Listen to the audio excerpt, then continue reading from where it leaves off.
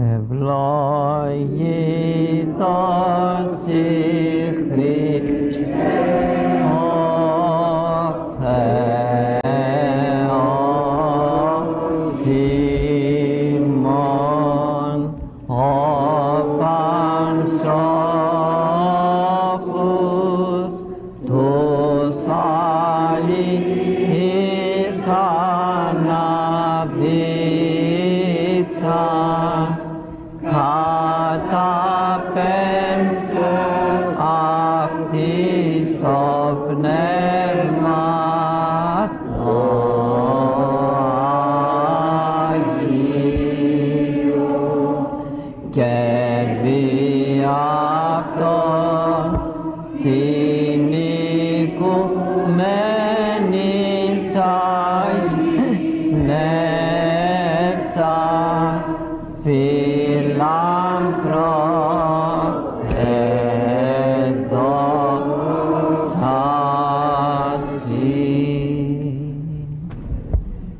Σε κάποια πόλη που περνούσα, είδα στον τοίχο να είναι γραμμένα τα εξής: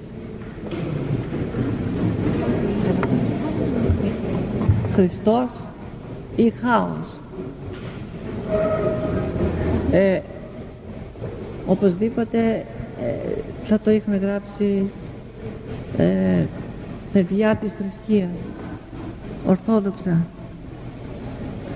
θέλοντας έτσι να φανερώσουν αυτά τα παιδιά ότι χωρίς Χριστό ο άνθρωπος βαδίζει προς το χάος, προς την καταστροφή και την απώλεια.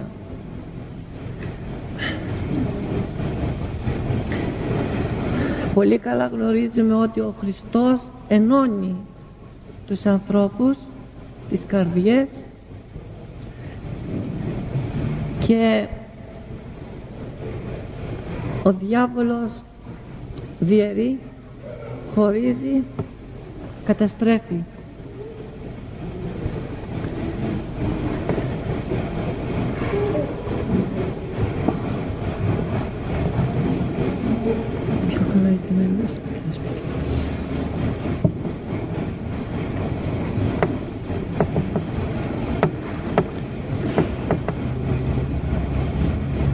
Βλέπουμε ότι το ξεκίνημα του κακού έγινε από τον ουρανό,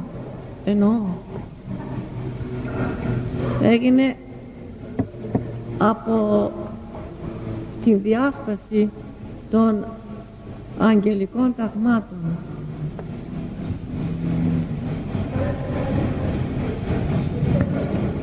Ο Εωσφόρος, ο πρώτος των αγγέλων, αυτός που είχε τα πρωτεία στον αγγελικό κόσμο, αυτός που ήταν πλησίον, όπως λέγεται, εις των θείων θρόνων, από υπερηφάνεια και εγωισμό φαντάστηκε ισοθεία. Αυτό ήταν το πρώτο σφάλμα που ξεκίνησε κάτω από το Θεό. Αυτή η διάσπαση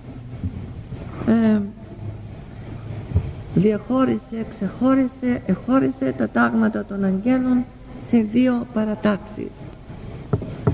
Αυτό το δηλητήριο της υπερηφανίας και του εγωισμού διοχετεύτηκε μέσω του ιδίου διαβόλου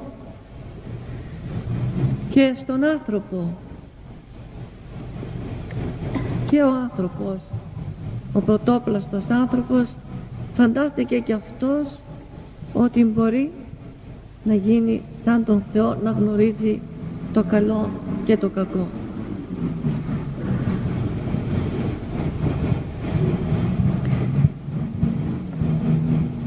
Ο Χριστός ήρθε κάτω στη γη να ενώσει τα διαστότα εις εν. Ο άνθρωπος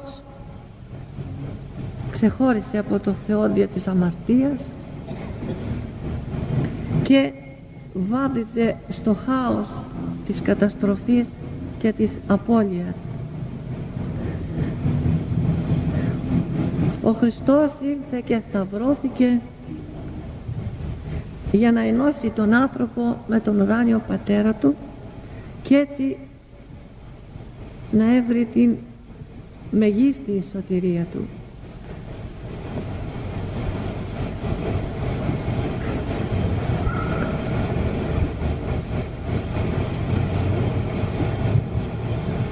Η διάσταση γίνεται παντού.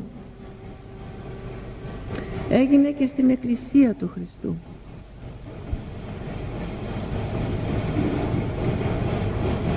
Βλέπουμε να ξεχωρίζουν από την Ορθόδοξη Εκκλησία οι λεγόμενοι αιρεσιάρχες. Αυτοί εφαντάστηκαν ότι μπορούν να δογματίσουν πιο σωστά από ό,τι εδογμάτισαν οι Άγιοι Πατέρες δια των 7 Οικουμενικών Συνόδων. Και έτσι ξεχώρισαν, πήραν μία μερίδα ανθρώπων μαζί τους και σιγά σιγά απεκόπησαν από τον κορμό της Ορθοδοξίας και εστερήθησαν το Άγιον Πνεύμα, εστερήθησαν την σωτηρία της ψυχής των.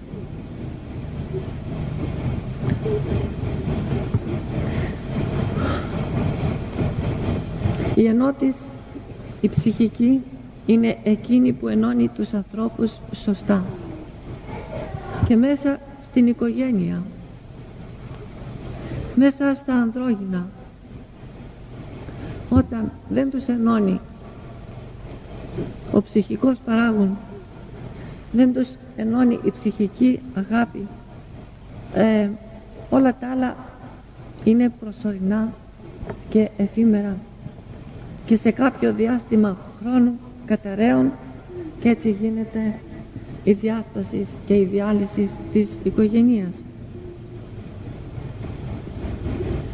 Αυτό συμβαίνει και μέσα στις αδελφότητες, μέσα σε πνευματικούς ανθρώπους που αγωνίζονται για το Χριστό. Και θέλουμε να βρούμε την αιτία όλων αυτών, δηλαδή την αιτία της διασπάσεως της ενότητας.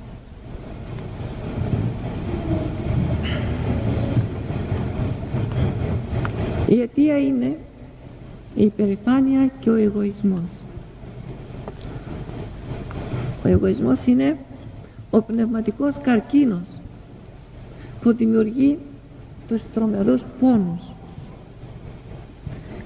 και οι πόνοι από πνευματικής σκοπιάς είναι οι διάφορες αμαρτίες που ξεκινούν από το εγώ του ανθρώπου, από το αταπείνωτο του φρονήματος.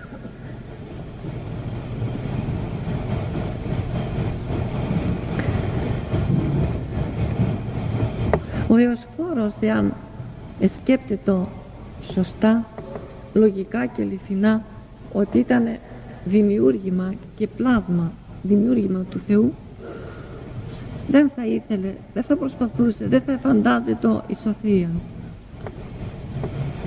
Και έτσι στη συνέχεια ο άνθρωπος κληρονόμησε αυτή την υπερηφάνεια και τον εγωισμό σαν μια βρώμικη κληρονομιά, και την οποία την κληρονομούμε όλοι μας και κάθε άνθρωπος που γεννιέται πάνω στον κόσμο. Και αυτός ο εγωισμός είναι η αιτία όλων των πόνων και της αμαρτίας. Ο Χριστός με την έλευσή του, το ότι έγινε άνθρωπος τόσον ταπεινός, ήρθε τόσον αθόρυβα επάνω στη γη, το ότι γεννήθηκε μέσα σε ένα σπήλαιο μέσα σε μια φάτνη για τον τότε καιρό από μια άσημη Παρθένων, από την πρώτη στιγμή μας δίδαξε την ταπείνωση.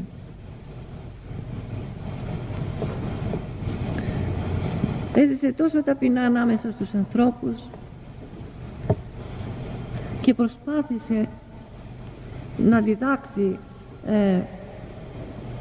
τον προορισμό του ανθρώπου και να διδάξει την ταπείνωση με το να ομιλεί από τον εαυτό του ότι πρέπει να γνωρίζετε ότι είμαι ταπεινός την καρδία και ως ταπεινός δεν μπορεί να γίνει διαφορετικά η σωτηρία του ανθρώπου. Εταπείνωσε τον εαυτόν του, λέγει ο Απόστολος Παύλος, μέχρι θανάτου δε σταυρού.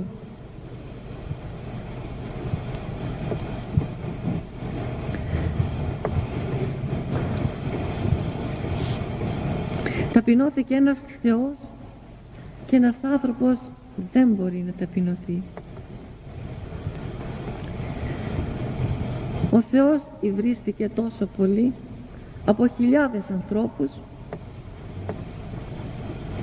και δεν άνοιξε το στόμα του το θεϊκό να απολογηθεί. Και επάνω στο σταυρό, σε όλους εκείνους τους πόνους του σταυρού και περισσότερο στον πόνο της εγκαταλείψεως και από αυτούς τους ιδίους μαθητάς του, και πάλι απλώς ένα ανθρώπινο παράπονο άφησε να φύγει από το Πανάγιον στόμα του: Θεέ μου, Θεέ μου, εναντί με εγκατέλειπε, που σημαίνει ότι ο άνθρωπος έρχεται στο σημείο και στην ανάγκη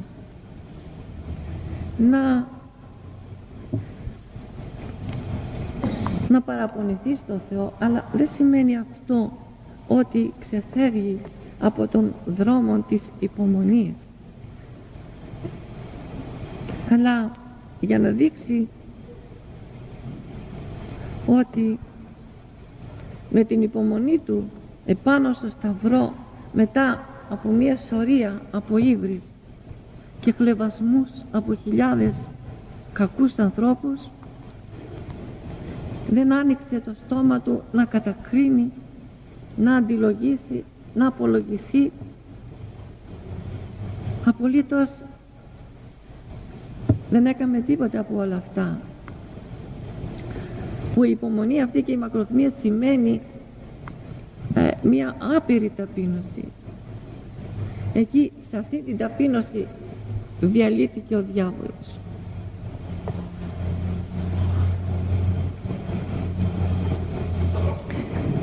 Εμείς οι άνθρωποι δυστυχώς μηδενός εξαιρουμένου δεν έχουμε την ταπείνωση που μας χρειάζεται για να προχωρήσουμε πνευματικά και να αποκτήσουμε τη χάρη του Θεού. Ο εγωισμός είναι το εμπόδιο, είναι το τείχος ανάμεσα Θεού και ανθρώπου, ανάμεσα από εμάς και του Θεού. Δεν μπορούμε να επικοινωνήσουμε με τον Θεό, διότι το τείχος μας εμποδίζει. Σε κάποια σκήτη των πατέρων στα παλιά χρόνια, κάποιος αδελφός είχε σφάλει και επρόκειτο να τον δικάσουν, να τον δικάσει η σύναξη των πατέρων. Ειδοποίησαν και τον Αββά Μωυσή τον Αιθίωπα να έρθει και αυτός σαν μέλος εκεί της σκήτεως, να πει και αυτός τη γνώμη του πάνω στο σφάλμα του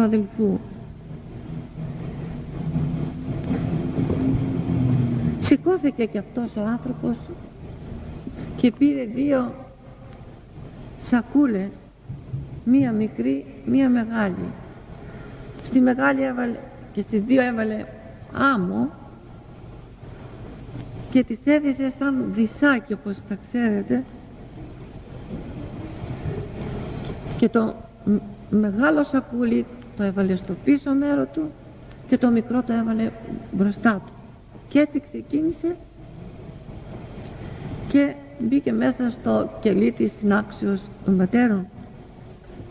Οι πατέρες μόλις είδαν τον Αββά Μωυσή να σηκώνει αυτό το δισάκι, εννοήσαν ότι κάτι συμβαίνει, κάτι θέλει να πει ο Άγιος αυτός άνθρωπος, και του λέγουν: Αββά Μωυσή, τι είναι αυτό που κρατάς στους ώμους? Είναι τίποτε σπουδαίο, λέει. Θέλω να πω ότι αυτό το μεγάλο, τη μεγάλη σακούλα που έχω, την πολύ άμμο, είναι τα δικά μου αμαρτήματα, και αυτό το μικρό που έχω μπροστά μου είναι του αδελφού, και ήρθα τώρα να πάρω μέρος να δικάσω τα ολίγα, παραβλέποντας τα πολλά τα δικά μου. Και με αυτό που άκουσαν, οι πατέρες διέλυσαν τη σύναξη, διότι τους έδωσε το μάθημα ότι δεν μπορούν να κρίνουν τον αδελφό τη στιγμή που όλοι μας είμεθα αμαρτωλοί και είμεθα υπό την κρίση του Θεού.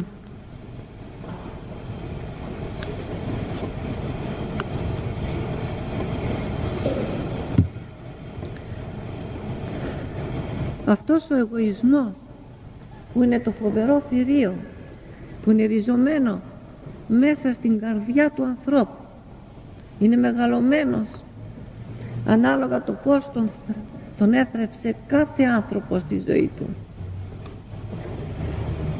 και ανάλογα τη μορφή και σχήμα πήρε, δημιουργεί τα άσχημα επακόλουθα. Και αν θέλουμε να δούμε αν έχουμε εγωισμό και πώς τον έχουμε, θα τον δούμε όταν κάποιος μας κάνει κάποιον έλεγχο, μια παρατήρηση, μια υπόδειξη, και όταν δούμε την επανάσταση της καρδιάς μας, την επανάσταση της δικαιολογίας, γιατί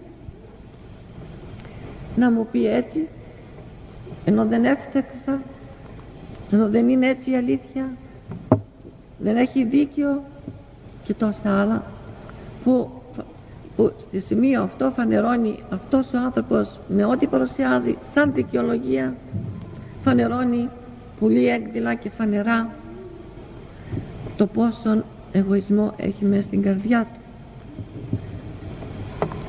Και αυτός είναι ο εγωισμός ο οποίος δεν μας αφήνει να ενωθούμε, να γίνουμε ένα σώμα για να αντιμετωπίσουμε τα διάφορα προβλήματα, είτε της Εκκλησίας, είτε της οικογενείας, είτε και τα προσωπικά.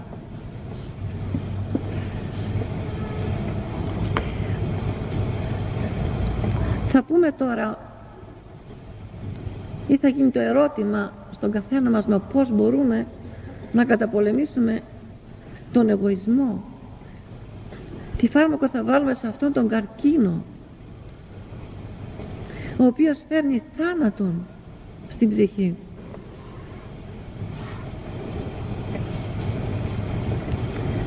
Και θάνατος στην ψυχή είναι ότι, να πάρουμε μόνο μια περίπτωση, ότι είναι ένας ετοιμοθάνατος άνθρωπος και του γίνεται λόγος για εξομολόγηση και δεν δέχεται.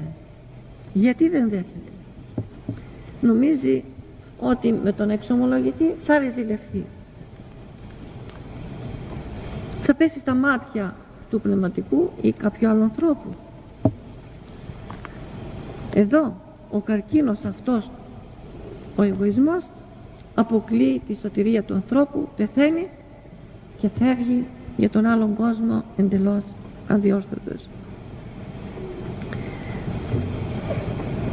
Το μυστήριο της Ιεράς Εξομολογήσεως κρύβει κατά μυστικό και μυστηριώδη τρόπο την ταπείνωση. Και ταπεινούμενος ο άνθρωπος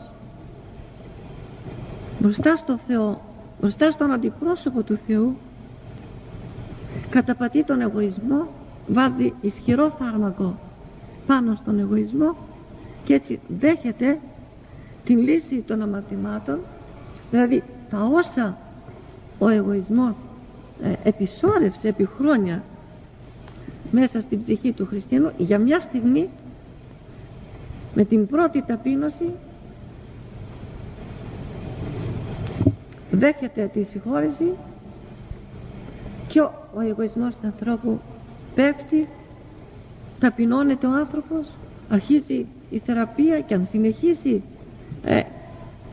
την Ιερά Εξομολόγηση κατά διαστήματα, έτσι και το φάρμακο συνεχώς παίρνοντάς το, ο μετανιωμένος άνθρωπος θα έρθει σε κάποια στιγμή και σε κάποια ώρα που θα δεχθεί μια τεράστια μείωση του εγωισμού και την θεραπεία αυτής της μεγάλης ασθένειας.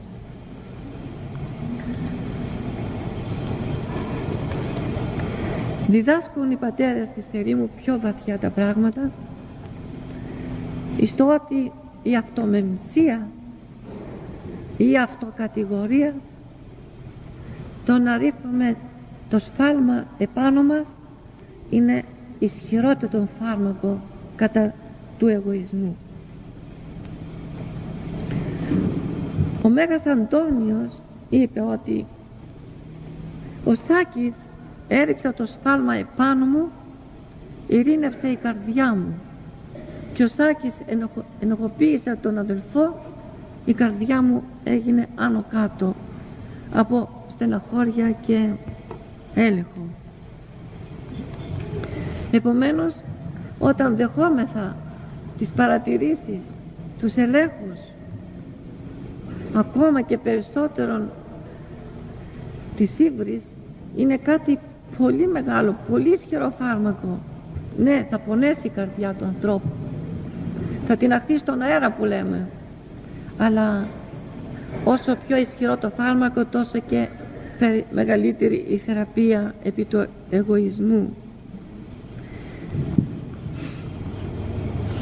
Και επειδή αυτή η αρρώστια την έχουμε όλοι, όλοι έχουμε εγωισμό και πρώτος εγώ, και θα πρέπει να προσπαθήσουμε να κατηγορούμε τον εαυτό μας συνέχεια, όχι μόνο όταν γίνεται ο έλεγχος από τους άλλους, αλλά και όταν είμεθα μόνοι μας μέσα μας, να κάνουμε κάποιον αγώνα. Δηλαδή βλέπουμε τους λογισμούς δεν πάνε καλά, τότε θα πρέπει να χτυπήσουμε τον εγωισμό με την αυτομεμψία, να του ρίξουμε σφάλματα του εαυτού μας, αμαρτήματα. Και δεν είναι ψέμα αυτό, είναι αλήθεια.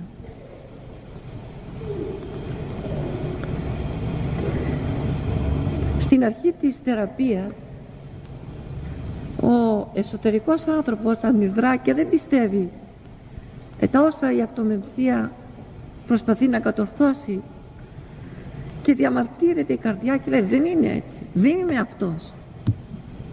Γιατί όταν κανείς καταπολεμεί και λέει είμαι ανυπόμονος, είμαι κουτός, είμαι ηλίθιος, είμαι, η καρδιά αντιδρά και λέει δεν είμαι, είμαι έξυπνος, είμαι τάδε, είμαι δίκαιος, μα δεν έκανα κακό.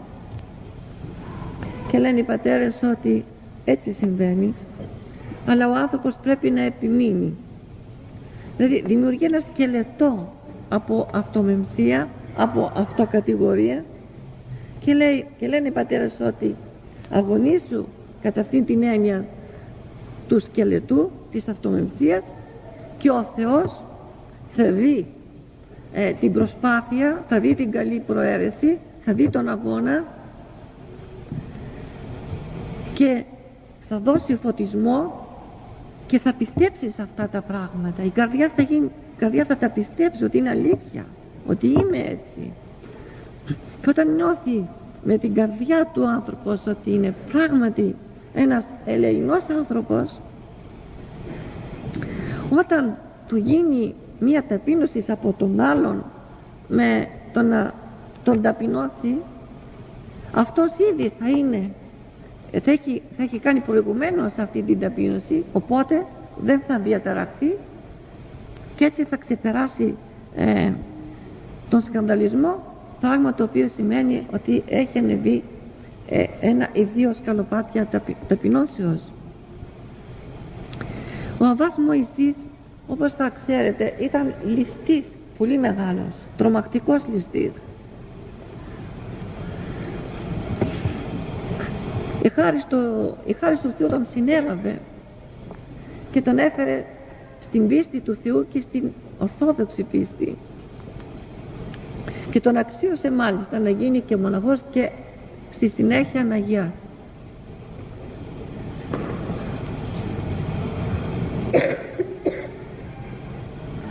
Αξιώθηκε να γίνει και ιερεύς. Οι πατέρες, για να τον δοκιμάσουν κατά πόσον είναι ταπεινός, του κάνανε ένα τέστι, και όταν ήρθε η ώρα και ήρθε στο ιερό για να εμβηθεί την ιερατική του στολή, του λένε: τι γυρεύεις εσύ εδώ μέσα? Είσαι μαύρος, του λένε. Όπως είσαι εξωτερικά, είσαι και εσωτερικά. Βγήκα έξω. Βγήκε έξω ο άνθρωπος, δεν ντύθηκε. Οι πατέρες πάλι τον συναντούν και του λένε, και μια δεύτερη φορά του κάνουν ένα πιο δρυμύτερο έλεγχο και πάλι δεν μίλησε καθόλου, αλλά από μέσα του έκανε μεγάλη αυτομεμψία.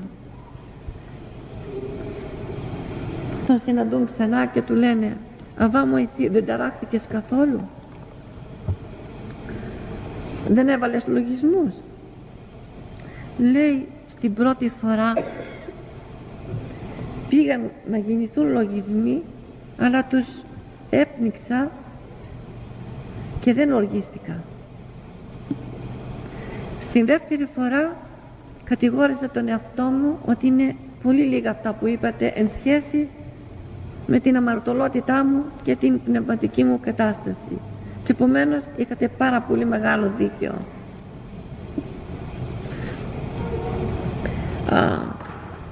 Η περίπτωση σε αυτή του Αββά Μωυσέως φανερώνει αγιότητα. Κάτι τέτοιο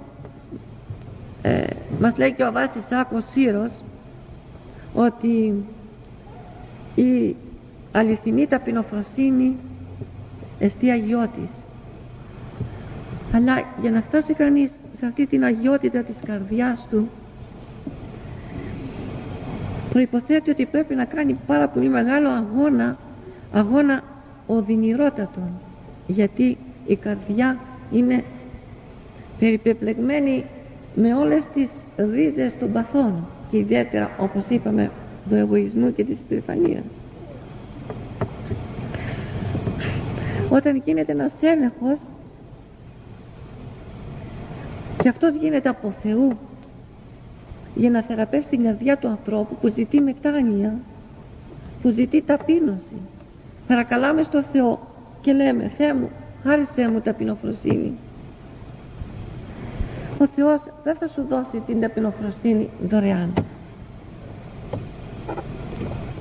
Θέλεις ταπείνωση?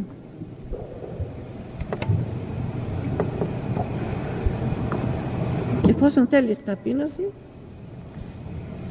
θα σε βάλω στο μάθημα της ταπεινώσεως, και αν το περάσεις θα βαθμολογηθείς σωστά. Και το μάθημα είναι να επιτρέψει πειρασμό. Θα επιτρέψει κάτι που θα θα θίξει τον εγωισμό, θα τον τσιγκλώσει τον εγωισμό του ανθρώπου. Και αν εκεί ο άνθρωπος φανεί έξυπνος που λέμε και υπομείνει το λόγο τον πικρό και στη συνέχεια ρίξει επάνω του το βάρος και είπε ότι καλά μου είπε ο αδελφός, έχει δίκιο, ότι εγώ έχω άδικο, ότι αν είχα ταπείνωση δεν θα πικρινόμουν, πικραίνομαι γιατί έχω εγωισμό, άρα και έχω πληγή μέσα μου. Δεν φταίει ο λόγος, φταίει η πληγή. Αν δεν είχα πληγή δεν θα πονούσα. Λοιπόν πρέπει να θεραπεύσω την πληγή μου. Και έτσι νιώθω, παίρνοντας με την διάκριση αυτή το πράγμα, οπωσδήποτε παίρνει μια θέση σωστή στην αντιμετώπιση του εγωισμού. Επί παραδείγματι, ήτανε σε ένα μοναστήρι, ήτανε δύο αδελφοί που είχαν πολύ αγάπη μεταξύ τους. Ο ένας ήταν διάκονος και κάποια μέρα ο διάκονος λέει στο μοναχό, ο διάκονος φάνηκε σκυθροπός και σκανδαλισμένος. Του λέγει ο αδελφός, διάκονε, δεν είναι το πρόσωπό σου όπως χθες και προχθές μαζί μου, τι συμβαίνει? Ναι, λέει, έτσι είναι, λέει, διότι εσύ είδα να κάνεις την αλφα αμαρτία και πικράθηκα μαζί σου. Σκέφτηκε εκείνη την ώρα και είπε, δεν το έκανα εγώ αυτό το πράγμα. Όχι, δεν το έκανες. Μα δεν το έκανα. Μα δεν έχω συνείδηση ότι διέπραξα αυτό το αδίκημα. Δεν πληροφορούμε, λέει. Ξεχώρισα. Ο αδελφός ξανασκέφτηκε μόνος του μήπως έχει αλήθεια ο διάκονος. Και πάλι είδε ότι δεν το είχε κάνει. Και ξανά ενοχλεί τον διάκονο. Και λέει ο διάκονος ότι όχι, δεν πληροφορούμε. Το έκανες.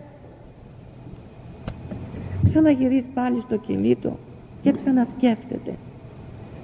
Και φωτίζεται από το Θεό. Και λέει μόνος του, ταλέπορε άνθρωπε, έχεις κάνει τόσο στο Θεό, τόσα αμαρτήματα και τα έχεις ξεχάσει. Τα πήρε ο χρόνος, η λύθη. Φαίνεται ο άνεμος αυτός πήρε και αυτό το αμάρτημα και δεν το βλέπεις για να το καταλάβεις. Και επομένως το διάκονος έχει δίκιο. Πήγε να ζητήσει συγγνώμη. Το έκανες και το ξέχασες. Σηκώνεται και πηγαίνει στο κελάκι του διακόνου και χτυπά την πόρτα, διεφών κλπ. Μόλις ανοίγει, πέφτει στα πόδια του. Διάκο μου, του λέει, φαίνεται ότι το έχω κάνει και το έχω ξεχάσει, γιατί έχω ξεχάσει και τόσα άλλα αμαρτήματα. Και επομένως, συγγνώμη, έχεις δίκιο. Τότε ο διάκονος του λέει, αδελφέ μου, εγώ έκανα λάθος. Εσύ δεν το έκανες, αλλά πλανέθηκα. Τι θέλει να πει εδώ?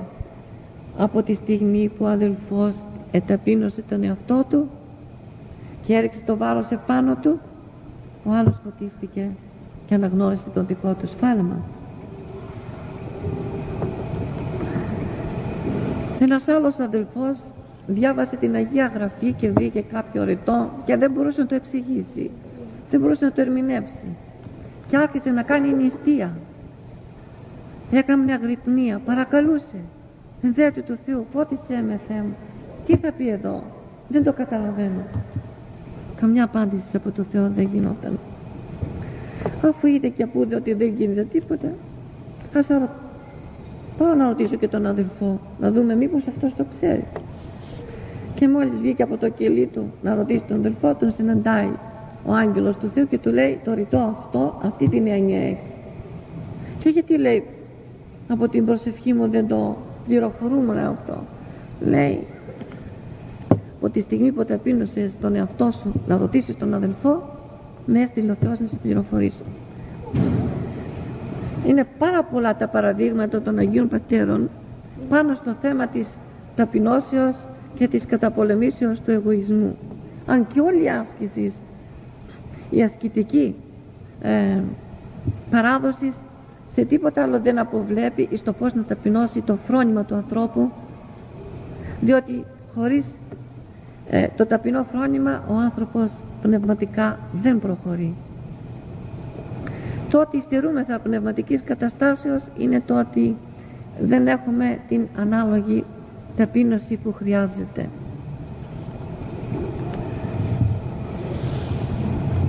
Πρέπει οπωσδήποτε να καταρρεύσει το τείχος του εγωισμού που στέκει ανάμεσα της ψυχής μας και του Θεού.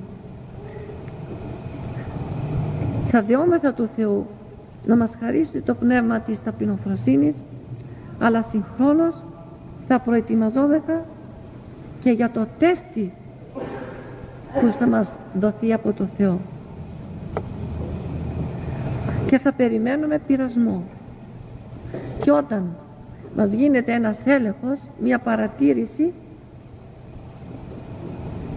να δεχόμεθα τον λόγο, την παρατήρηση, με την έννοια ότι με την έννοια της αμαρτωλότητος, ότι είμαι αμαρτωλός, ότι έχει δίκιο, μου πρέπει, από το Θεό είναι.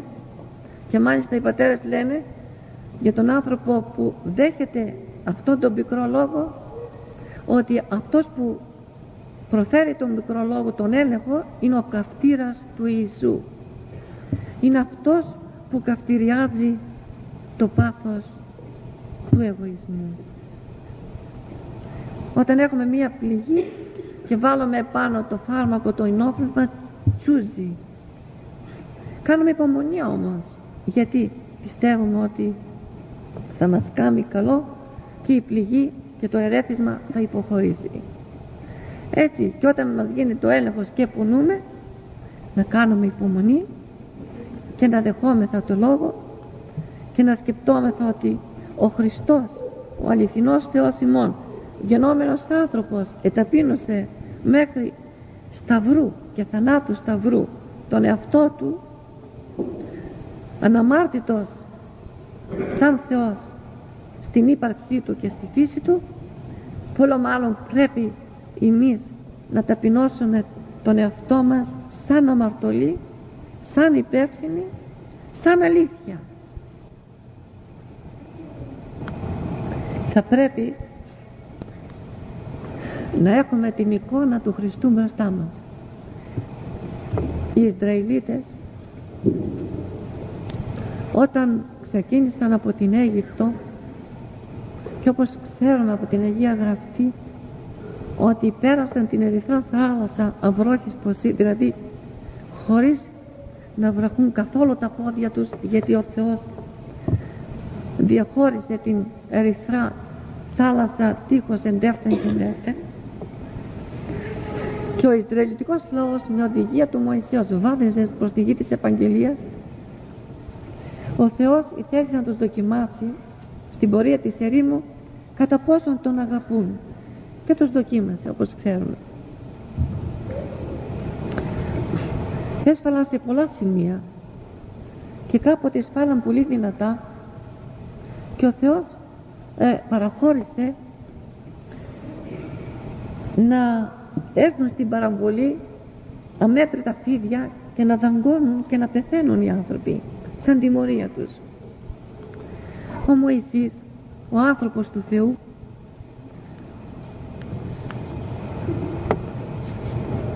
σήκωσε τα χέρια του και παρακάλεσε τον Θεό να συγχωρήσει το σφάλμα και να σηκώσει τα φύγια από τη μέση, να μην πεθαίνουν οι άνθρωποι. Και ο Θεός του είπε: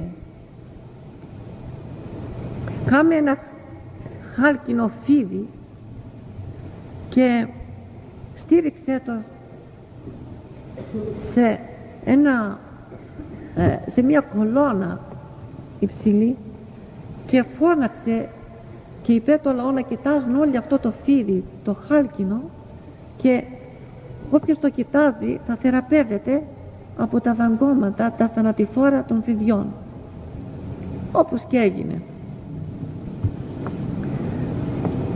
Είπε και ο Χριστός μες στο Ευαγγέλιο: όταν υψώσετε τον Υιόν του ανθρώπου, όπως ο Μωυσής τον όθη εν τη ερήμο, τότε γνώσεστε ότι αυτός εγώ είμαι. Με αυτό θέλει να πει ότι ο Χριστός είναι ο νοητός όφης, ο οποίος θα νιρτήθει πάνω στο ξύλο του σταυρού. Και όποιος χριστιανός τον έχουν πληγώσει τα φίδια της αμαρτίας, ας κοιτάζει τον εσταυρωμένο, και κοιτάζοντάς τον θα θεραπεύεται από τις πληγές της αμαρτίας. Πώς κανείς θεραπεύεται κοιτάζοντας τον εσταυρωμένο? Εάν μας πολεμάει η περηφάνεια, ο εγωισμός, η καινοδοξία, όλα αυτά τα βρώμικα πάθη που βρωμίζουν τον άνθρωπο, γιατί πάσει ψιλοκάρδιος, ακάθαρτος ενώπιον Θεού. Όταν κοιτάζει κανείς τον εσταυρωμένο, τον βλέπει γυμνό, πληγωμένον, εστεφανωμένο με το αγκάθινο στεφάνι, όταν βλέπει ότι αυτός είναι Θεός, αναμάρτητος και σταυρώθηκε. Εγώ αμαρτωλός τι πρέπει να πάθω για τις αμαρτίες μου?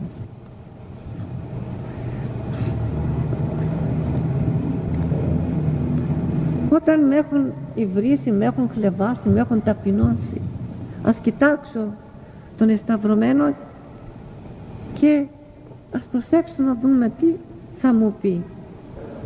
Και αυτό που θα μου πει είναι ότι εμένα με ήβρισαν χιλιάδες άνθρωποι με τόσα πικρά λόγια, τη στιγμή που δεν έφταξα ούτε στο ελάχιστον σαν Θεός, και έκανα τόση υπομονή και δεν μίλησα και σαν άκακον πρόβατο. Με σταύρωσαν εδώ επάνω. Εσύ σαν αμαρτωλός, σαν ένοχος, τι πρέπει να κάνεις? Δεν πρέπει να κάνεις υπομονή και μακροθυμία?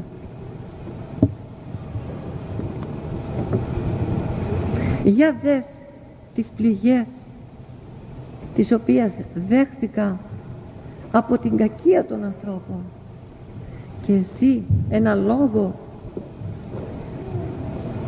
ένα φέρσιμο, έναν τρόπο κάπως ταπεινωτικό δεν μπορείς να υπομείνεις? Είναι πάρα πολύ πιστευτό ότι όταν το κάνει αυτό ο άνθρωπος, αμέσως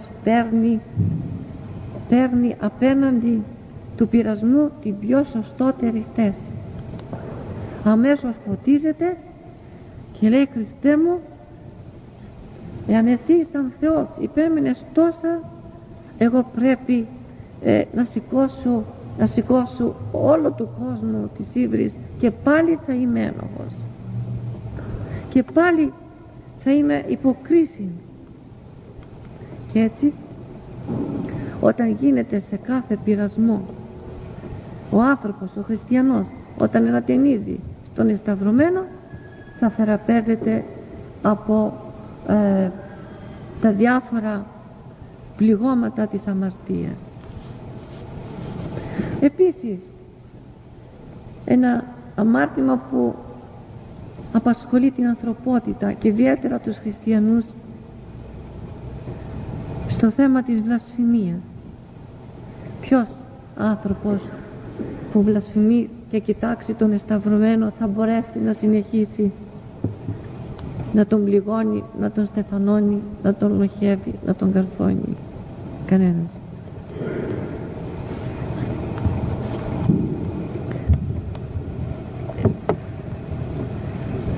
Γι' αυτό στην περίπτωση αυτή ας το θέσουμε σαν σκοπό της ζωής μας, πάντοτε στην φαντασία μας, στην εικόνα μας, να φέρνουμε τον εσταυρωμένο, και ο Σάκης μας γίνεται πειρασμός, ας προσέχουμε τον εσταυρωμένο μας, την εσταυρωμένη αυτή αγάπη του Θεού, και ας παίρνουμε το μάθημα, ας παίρνουμε το φάρμακο, ας το βάζουμε πάνω στην πληγή, και έτσι σιγά σιγά θα φτάσουμε στο σημείο να αποκτήσουμε την τελεία υγεία της ψυχής, που σημαίνει ότι ανθρωπίνως πήραμε την δικαίωση και πήραμε το εισιτήριο για τη Βασιλεία του Θεού.